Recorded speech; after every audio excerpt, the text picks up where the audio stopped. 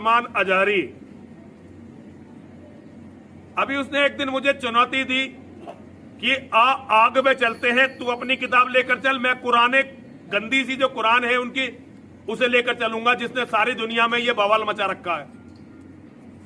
मैंने कहा मुझे धर्म ग्रंथों की जरूरत ही नहीं है, मेरे तो माँ और महादेव मेरे दिल में रहते हैं, मैं तो उनका नाम लेकर तेरे साथ चलूंगा, चल।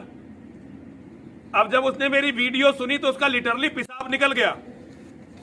हिंदुओं, मेरे शेरों, मेरे बच्चों, मैं तुमसे इनकी औकात बताना चाहता हूं। उसकी पुरानी वीडियो देख लेना और नई वीडियो देख लेना मेरी वीडियो के बाद की। मैंने तो उससे कोई बहाना नहीं बनाया, मैंने तो कहा चल तू, मैं आ रहा, तू कर शुरू। उसने पहली वीडियो में कहा था कि पहले मैं जाऊंगा फिर बाद में नरसिंहानंद जाए। मैंने उससे कहा दोनों साथ साथ चलते हैं भाई, दोनों साथ साथ चलते हैं और पता चल जाएगा। अब उसने वीडियो बनाई कि पहले परमिशन का इंतजाम मैं करूं। अबे जाहिल, अबे गवार, अबे गधे, अबे मूर्ख, अबे हम मुसलमान थोड़े ही हैं, ये अभी लोकतांत्रिक देश है, अभी इसमें इस्लाम का शासन आया नहीं है, अभी शरीयत लागू नहीं हुई है। जब तक शरीयत लागू नहीं होती, ये दरिंदों वाली, ये भेड़ियों वाली, ये लकड़बग्गों वाली जो हरकतें हैं ना, ये कानूनी नहीं मानी जाती।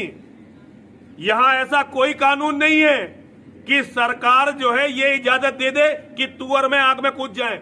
आज के हालात हिंदुस्तान के, जिससे आप सब बाखबर हैं कि हुजूर पाक सल्लल्लाहु ताला अलैहि वसल्लम, इस्लाम, कुरान और रब्बे ज़ुल जलाल की शान में गुस्ताखी पे गुस्ताखी हो रही है, और मज़ीद ये कि ये गवर्नमेंट और हुकूमत की पुश्त पनाही में हो रही है। अगर ऐसा नहीं होता तो ये चंद खबीस खुले सांड की तरह 1.5 महीने से नहीं चीख रहे होते। अभी अभी जिस मलऊन नरसिंहानंद की गुस्ताखियाँ और मुगल्लज़ात और गालियाँ सुन करके हमारे दिल छलनी छलनी हो चुके थे। अब पानी सर से ऊपर हो चुका है मुसलमान। हालात इस कदर नाजुक हैं, मुझे ये समझ में नहीं आता अब तक कि हुकूमत इनको अरेस्ट क्यों नहीं करती। इनकी क्या मजबूरी है इनके साथ, या इनके खुद के ये पाले हुए कुत्ते हैं?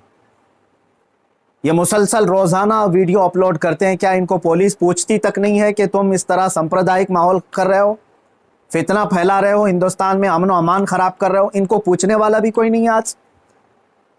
आज की बात मैं बता रहा हूँ, दिल छलनी हो चुका था।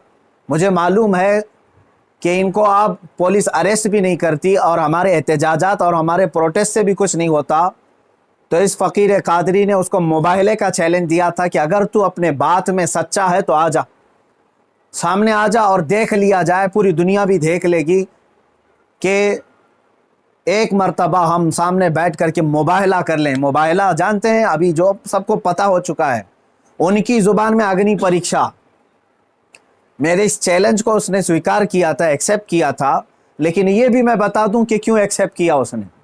वो बिल में बैठा हुआ चूहा, उसे मालूम था कि गवर्नमेंट इस तरह करने की इजाज़त देती नहीं, इसलिए वो अपने कौम में हीरो बनने के लिए इस तरह की चैलेंज को एक्सेप्ट तो कर लिया।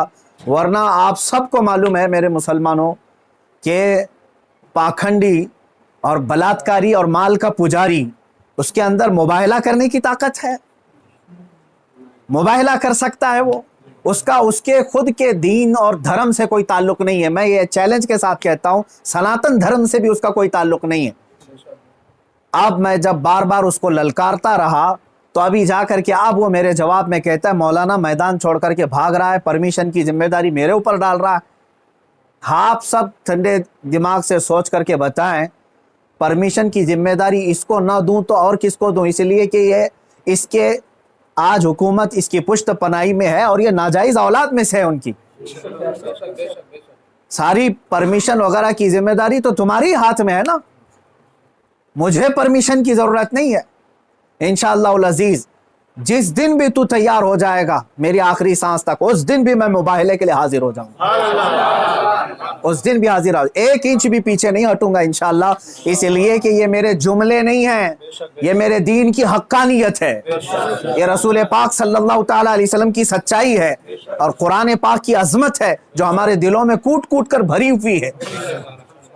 ये जालिम मुबाहला करेंगे, मुबाहला करेंगे। अब सुनिए, मुबाहले के नाम पर ये एक्सेप्ट करके हीरो बन रहा था अपनी कौम में, और मुझे कह रहा है मैदान छोड़कर भाग रहा है। मैं इससे कहता हूं, आप सबको मालूम है ना, चंद दिन कबल ये दिल्ली के प्रेस क्लब ऑफ इंडिया में बैठ करके जहर उगल रहा था, हुजूर पाक सल्लल्लाहु ताला अलैहि वसल्लम की शान में गालियां बक रहा था। आज इसको याद आ गया ये लोकतांत्रिक देश है, आज ये कह रहा है ये लोकतांत्रिक देश है, मौलाना क्या ऐसी परमिशन यहां मिलती है? तो खबीस के बच्चे, तुझे ये पहले मालूम नहीं था कि इस लोकतांत्रिक देश में किसी धर्म को गाली नहीं देना चाहिए? मलून नाजायज औलाद, तुझे ये नहीं मालूम कि लोकतांत्रिक देश में किसी धर्म को गाली नहीं दी जाती? जब तू देश के सारे संविधान का उल्लंघन करके जहर उगल सकता है, प्रेस क्लब ऑफ इंडिया में तुझे परमिशन दी जा सकती है, तो इस मुबाहिले की परमिशन क्यों नहीं मिलती? ठीक है, तुझे मैदान में नहीं मिलती, प्रेस क्लब ऑफ इंडिया तेरे बाप का है ना, जहां बैठ करके तूने गालियां बकी थी। मैं आज फिर से कहता हूं मुसलमानों, जरा बराबर